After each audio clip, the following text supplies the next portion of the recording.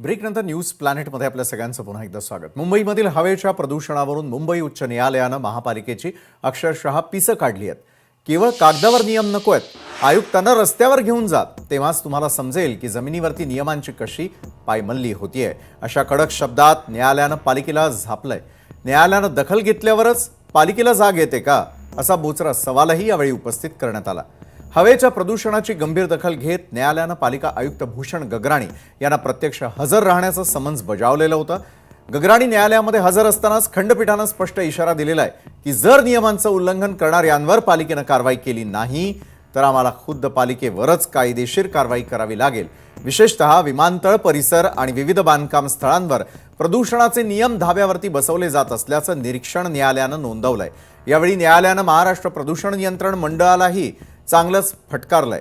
बांधकाम स्थळांवरती काम करणाऱ्या कामगारांच्या आरोग्याशी खेळू नका, आरोग्य हा गरिबांचा मूलभूत अधिकार आहे, अशा शब्दात न्यायालयानं आपली नाराजी व्यक्त केली आहे। मुंबईकरांना श्वास घेणं सुसह्य व्हावं यासाठी आता उच्च न्यायालयानं आता एक विशेष तज्ञ समिती स्थापन केलेली आहे। यामध्ये IITचे तज्ञ, पर्यावरण तज्ञ आणि निवृत्त प्रधान सचिवांचा समावेश असेल। ही समिती प्रदूषणावरती कायमस्वरूपी उपाययोजना सुचवणार आहे। या प्रकरणाची पुढील सुनावणी उद्या पुन्हा होणार असून पालिकेला आता ठोस कृती आराखडा सादर करावा लागणार आहे। दरवर्षीच हिवाळ्याचे चाहूल लागताच नवी दिल्ली